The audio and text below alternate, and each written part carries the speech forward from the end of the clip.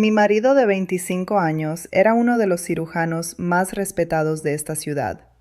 Salvaba vidas para ganarse la vida y pasó 2 décadas robando la mía. Cuando murió, su abogado me entregó un documento falsificado, diseñado para transferir todo lo que habíamos construido juntos a una sociedad pantalla que ambos poseían. Lo que ninguno de los dos sabía era que antes de convertirme en la esposa de un cirujano, pasé 30 años en la policía judicial identificando exactamente este tipo de fraude.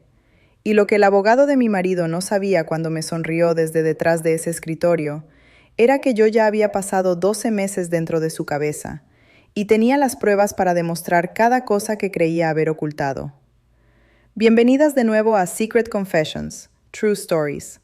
Si les gustan las historias donde los hombres arrogantes construyen sus propias jaulas, pulsen ese botón de me gusta y suscríbanse al canal. Ahora déjenme contarles cómo mi marido compró su propio billete a la prisión y cómo su abogado entró directamente en la trampa de la sala de audiencias que yo llevaba más de un año construyendo. La gala del 25º aniversario fue idea mía.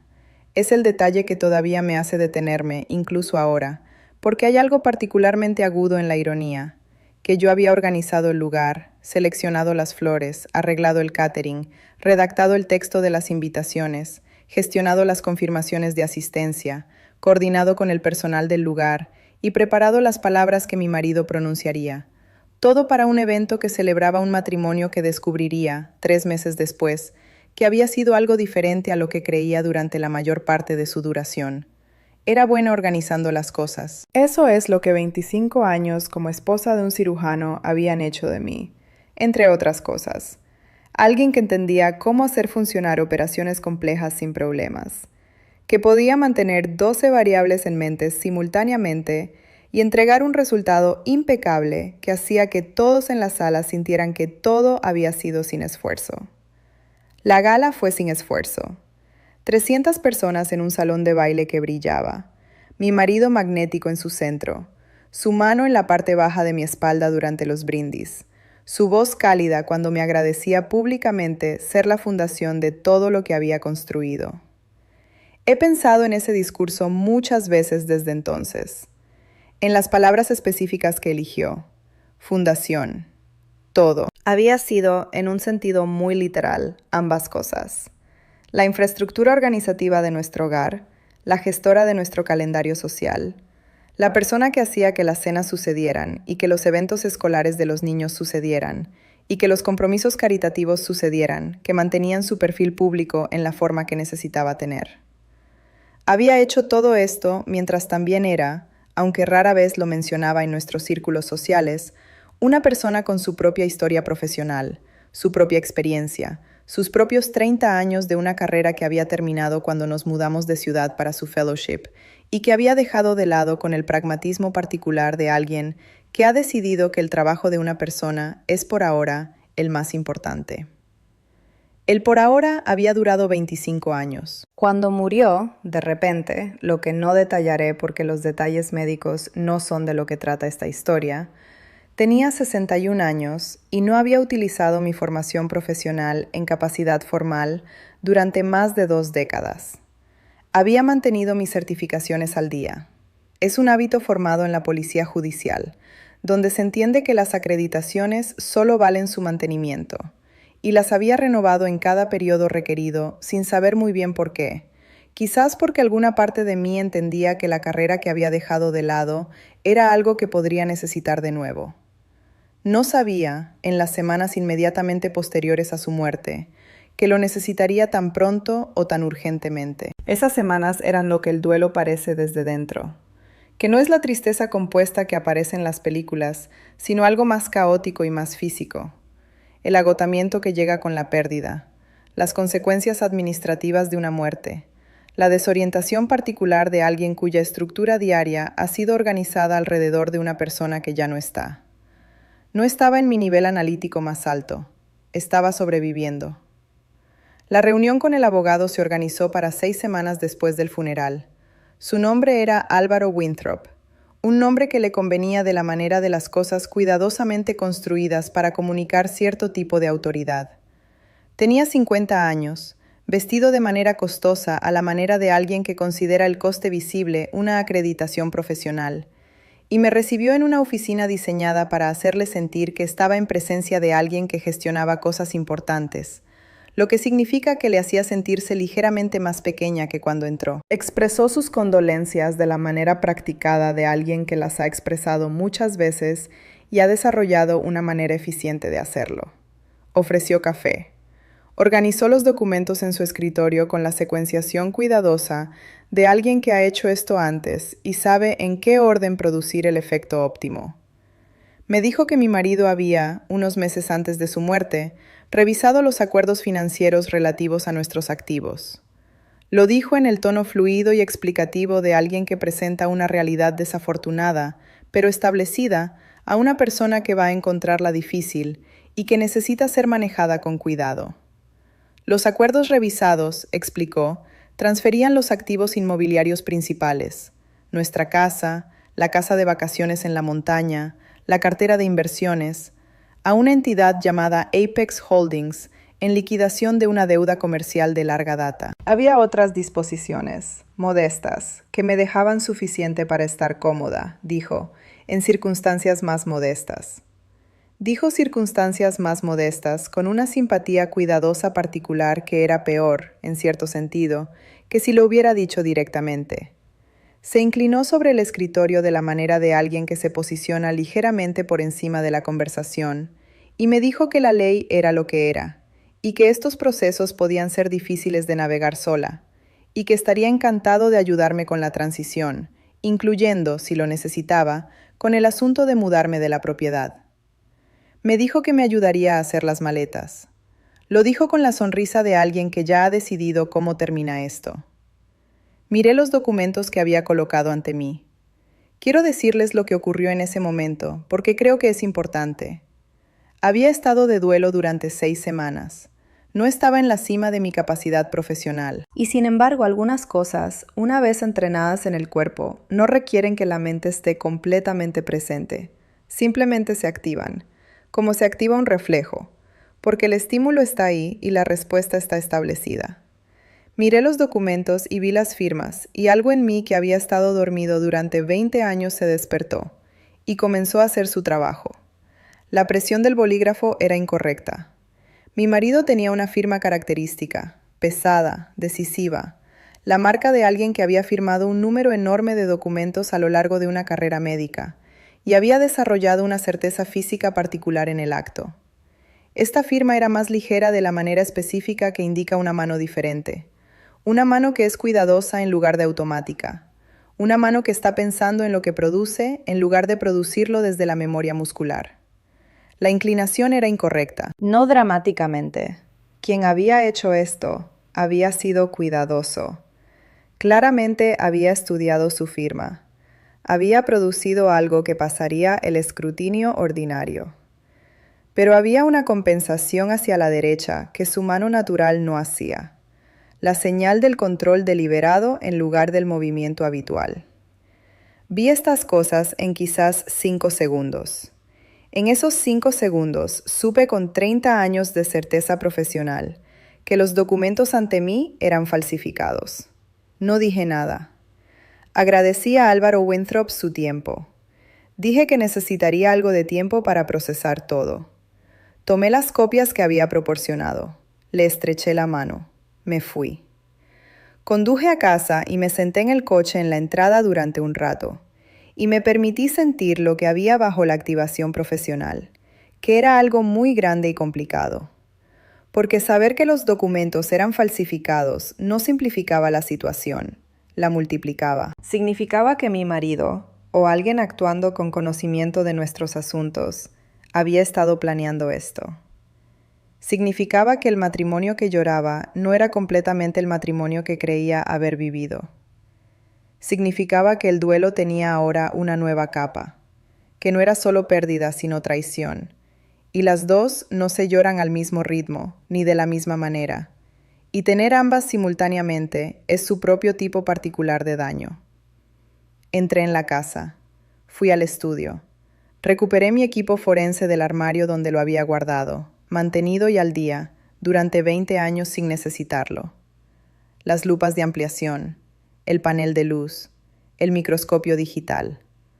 Los instalé en el escritorio y solicité, a través de un mensaje cortésmente redactado a la oficina de Winthrop, los documentos originales para mis archivos personales. Una petición sentimental, dije, el deseo de tener algo con la firma de mi marido. Los envió sin aparente preocupación, lo que me dijo todo lo que necesitaba saber sobre su confianza. Pasé 3 días con esos documentos. Lo que encontré confirmó y elaboró lo que había visto en 5 segundos desde el otro lado de su escritorio. La química de la tinta bajo iluminación rasante mostraba los patrones de fluorescencia específicos de 2 instrumentos diferentes, lo que significaba que las firmas no habían sido producidas con el bolígrafo habitual de mi marido, sino con otra cosa, algo elegido para coincidir con la apariencia visual sin coincidir con la firma química. La velocidad del trazo era incorrecta de la manera en que siempre lo es el calco guiado, la regularidad mecánica de alguien que sigue un camino predeterminado, en lugar de generar movimiento a partir de décadas de repetición. Las marcas de vacilación estaban presentes en las uniones críticas, microscópicos depósitos de tinta que registran la pausa de una mano que piensa en lugar de fluir. Y luego comencé a investigar Apex Holdings. Eso llevó más tiempo y requirió habilidades diferentes, pero las habilidades eran adyacentes a las que había pasado 30 años desarrollando. Apex Holdings era una pantalla, constituida a través de intermediarios en una jurisdicción elegida por sus requisitos de divulgación. Había sido establecida 14 meses antes de la muerte de mi marido. Su propiedad efectiva, rastreada a través de 2 entidades intermedias, se resolvía en 2 nombres: Álvaro Winthrop y un hombre llamado Felipe Crane, que había ejercido, descubrí, como juez en el Tribunal de Distrito durante 9 años antes de su jubilación 3 años atrás. Un abogado y un ex juez. Habían construido algo juntos, y la sucesión de mi marido no era la primera vez que lo usaban. No pasé directamente a la acción legal. Es la decisión sobre la que quiero detenerme, porque es la que la gente encuentra más sorprendente cuando cuento esta historia. Tenía la evidencia forense de la falsificación. Tenía el rastro documental que conectaba a Winthrop y Crane con Apex Holdings. Lo que no tenía era el panorama completo de cuán profunda era la operación, cuántas veces había sido utilizada, y si había otras víctimas que pudieran corroborar un patrón. Un solo caso de falsificación puede defenderse como un error. Un patrón es otra cosa. Así que construí el patrón, y lo hice desde dentro. El perfil que creé no era elaborado. Este es en realidad el primer principio del engaño efectivo. La complejidad crea inconsistencia, y la inconsistencia crea duda. Construí una identidad simple. Una mujer recientemente viuda y adinerada, en torno a la mitad de los 50, reubicándose en la ciudad después de liquidar la sucesión de su difunto marido, buscando orientación legal respecto a activos significativos. Usé una fotografía que no era yo. Usé una dirección de correo electrónico y un número de teléfono que no podían rastrearse directamente hasta mí. Y establecí contacto con la oficina de Winthrop en calidad de clienta potencial. Lo que siguió durante los siguientes 11 meses fue una de las experiencias profesionales más absorbentes de mi carrera, aunque mi carrera había terminado oficialmente 20 años atrás. Winthrop era atento con la nueva clienta de maneras que eran instructivas. La atención particular de alguien que ha identificado un objetivo y está gestionando el acercamiento. Era cálido, paciente, disponible. Hacía preguntas cuidadosas sobre la naturaleza de mis activos, la estructura de la sucesión de mi difunto marido, el grado en que había estado involucrada en la gestión de nuestros asuntos financieros. Estaba evaluando, con el ojo practicado de alguien que ha hecho esto antes, cuánto sabía yo y cuánto podía moverse sin que yo entendiera lo que estaba ocurriendo. Durante 11 meses, a través del personaje que creía que era una viuda adinerada vulnerable, lo observé transferir activos en cantidades de prueba. Primero pequeños movimientos, el enfoque estándar de alguien que establece confianza mientras calibra el riesgo. Documenté cada uno. Lo observé referenciar propiedades, cuentas, la estructura de Apex Holdings en conversaciones que creía tener con alguien que carecía de la sofisticación financiera para entender lo que se le estaba diciendo. también documenté esos. Construí un expediente que era, al final de los 11 meses, uno de los registros más completos de una operación de fraude sistemático que había ensamblado en mi carrera. Estaba construyendo este expediente mientras Winthrop gestionaba simultáneamente la presión legal sobre mi identidad real. Los avisos de desalojo llegaban según un calendario predecible, formales, escalando, cada uno más contundente sobre el plazo en el que se esperaba que abandonara la propiedad. Llamaba a amigos comunes. Se presentaba a sí mismo como gestionando a regañadientes una situación difícil que involucraba a una mujer que no estaba manejando bien sus circunstancias. Tenía la confianza particular de alguien que ha hecho esto antes y cree que la maquinaria está bajo control. No controlaba todo. Presenté el recurso legal contra los documentos sucesorios a través de una abogada diferente, cuya conexión conmigo no era visible para Winthrop en ninguna de sus investigaciones previas. El recurso era estrecho y específico, una impugnación formal de la autenticidad de las firmas en los documentos de transferencia de activos, presentada con una solicitud adjunta de examen forense. La respuesta de Winthrop era exactamente lo que había esperado, confiada, desdeñosa, enmarcada en torno a la viuda afligida que se negaba a aceptar una difícil realidad legal. Él me quería en el tribunal. Yo también lo quería allí. La audiencia fue un martes de noviembre. Llegué temprano y lo observé desde la galería. La comodidad de un hombre en una sala que considera suya. Habló con el secretario del tribunal con la familiaridad desenfadada de un habitual. Organizó sus materiales con la confianza despreocupada de alguien que ya ha decidido cómo termina la mañana. Me vio una vez y su expresión no contenía ninguna preocupación, que era la última versión de esa expresión que vería en su cara. Su presentación del caso fue técnicamente competente. Claramente había anticipado cada línea de impugnación que un profano podría plantear y había preparado respuestas para cada una. Pintó la situación con el vocabulario de la simpatía y el pragmatismo. Una difícil realidad financiera, correctamente documentada, resistida por una viuda que luchaba comprensiblemente por aceptarla. Era persuasivo de la manera de alguien que ha persuadido salas antes y confía en la actuación. Cuando llegó mi turno, tomé el estrado. Su contrainterrogatorio estaba diseñado para establecer incompetencia.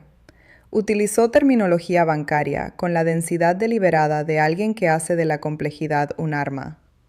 Hizo preguntas estructuradas para exponer los límites de mi comprensión financiera. Era paciente de la manera de alguien que está gestionando una conclusión predeterminada y simplemente necesita ejecutar los pasos en el orden correcto. Lo dejé terminar. Y luego le pedí al juez si podía establecer mi trayectoria profesional para el registro, ya que era relevante para el testimonio que estaba a punto de dar. El juez concedió la solicitud. Enumeré mis credenciales. 30 años en la Policía Judicial Federal como examinadora de documentos forenses y analista de escritura manuscrita. Certificación mantenida continuamente hasta el año en curso. Cualificación como testigo experto en tribunales en múltiples jurisdicciones. Testimonio experto proporcionado en más de 300 casos. Observé el rostro de Winthrop mientras decía estas cosas.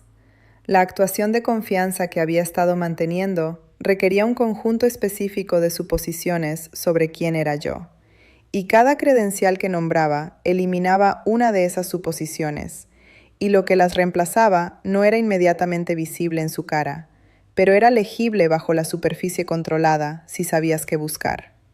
Yo sabía qué buscar. Había traído mi equipo. El tribunal permitió el proyector digital. La imagen que apareció en la pared era la firma de mi marido de los documentos impugnados, amplificada 1000 veces. Los depósitos individuales de tinta visibles como características del paisaje. Cada registro físico de cada movimiento del bolígrafo, preservado en resolución científica completa. Guié al tribunal a través del análisis. No editorialicé. Presenté hallazgos y expliqué su significado probatorio de la manera precisa y metódica de alguien que ha hecho esto en procedimientos federales muchas veces y entiende que la evidencia es persuasiva, sin asistencia de su tono. Las marcas de vacilación y lo que indican sobre una mano que copia en lugar de firmar de memoria. la distribución de presión en los trazos descendentes y cómo difiere de los patrones de presión en las firmas autenticadas de mi marido en documentos de la década anterior. El análisis de velocidad del trazo y la regularidad mecánica específica que distingue el calco guiado de la escritura genuina. Mostré las muestras de comparación. Mostré el análisis de fluorescencia. Mostré el desglose trazo por trazo que demostraba no solo que la firma era falsificada, sino cómo había sido falsificada, por qué metodología, con qué tipo de instrumento, en qué secuencia aproximada. Y luego introduje la documentación sobre Apex Holdings, los registros corporativos, la divulgación del beneficiario efectivo que se resolvía a través de las entidades intermedias en Álvaro Winthrop y Felipe Crane. Los registros de transacciones que había recopilado durante 11 meses a través de la operación del perfil falso, que expliqué al tribunal en su totalidad, incluyendo las conversaciones específicas en las que Winthrop había referenciado la estructura de Apex Holdings en el contexto de lo que creía que eran los activos de una nueva clienta. La grabación de esas conversaciones era la pieza final. Había revelado su existencia a mi abogada de antemano. Era admisible. Reproduje los pasajes relevantes. La sala de audiencias tenía la calidad de una sala donde un gran número de personas han entendido simultáneamente algo irreversible. Winthrop había dejado de escribir algún tiempo antes de que terminara. Estaba sentado con la quietud de alguien cuyos cálculos han resuelto todos a la misma respuesta, y la respuesta no deja nada que hacer. Su color había cambiado de la manera en que cambia el color cuando se retira el apoyo fisiológico para la compostura. Tenía el aspecto de lo que era, a saber, un hombre que había construido una operación sobre el supuesto de que las personas a las que atacaba no entenderían lo que se les estaba haciendo, confrontado con la evidencia de que una de ellas lo había entendido con bastante precisión. Crane estaba en la galería. Había venido, supongo, porque creía que sería una conclusión rutinaria de una operación rutinaria. Fue arrestado donde estaba sentado. Winthrop fue arrestado en la mesa de la defensa, en la versión particular de quietud que no es dignidad sino su ausencia. La quietud de alguien que se ha quedado sin movimientos. Los cargos que siguieron eran sustanciales: falsedad documental grave, fraude, conspiración criminal, y en el caso de Crane, el peso adicional de haber utilizado su antigua posición judicial para facilitar la operación en al menos 2 instancias anteriores que la posterior investigación federal identificó. Ambos fueron condenados. Ambos recibieron penas que ocuparán el resto de sus años profesionalmente activos. La propiedad fue devuelta. Los documentos de transferencia de activos fueron anulados. La sucesión fue administrada correctamente, bajo la supervisión de un abogado designado por el tribunal, y se resolvió a mi favor sin las complicaciones que Winthrop había previsto. Me han preguntado, desde todo esto, si desearía que las cosas hubieran sido diferentes, si desearía no haber tenido que pasar 11 meses dentro de un engaño para documentar lo que se me había hecho. La respuesta honesta es que se siente completo, lo que no es lo mismo que sentirse mejor. Mi marido murió y lo lloré. El matrimonio también era algo diferente a lo que creía durante partes de su duración. Y también he llorado eso, que es su propio tipo de pérdida y lleva su propio tiempo. Estas cosas no se resuelven por los resultados de la sala de audiencias. Se resuelven, lenta e imperfectamente, con el paso ordinario del tiempo. Lo que el resultado de la sala de audiencias me dio no fue consuelo sino precisión. El registro refleja lo que realmente ocurrió. Las personas que organizaron la falsificación están en prisión. La propiedad construida a lo largo de 25 años de una vida compartida está a mi nombre, donde pertenece. Estos son hechos ahora, y los hechos, en mi experiencia, no son poca cosa. Son la cosa sobre la que todo lo demás tiene que construirse, y sin ellos el edificio no se sostiene. La verdad, como le dije al tribunal ese martes de noviembre, siempre deja una marca. No se puede mover un bolígrafo sobre el papel sin dejar atrás el registro físico de cómo se movió. No se puede construir un engaño sin dejar atrás la evidencia de la construcción. Solo se necesita la formación para encontrar lo que está ahí. Y la paciencia para buscarlo, incluso cuando buscarlo es lo último que esperaba estar haciendo con su año 61. Lo encontré. Lo seguí hasta donde conducía. Traje mi proyector, mi documentación y 30 años de saber exactamente lo que estaba mirando. Y la marca que dejó la falsificación envió a 2 hombres a prisión y me devolvió mi hogar. Muchas gracias por acompañarme hoy. Si esta historia tocó algo en ustedes, dejen un comentario. Leo cada uno de ellos. Suscríbanse si aún no lo han hecho. Y nos vemos en la próxima confesión.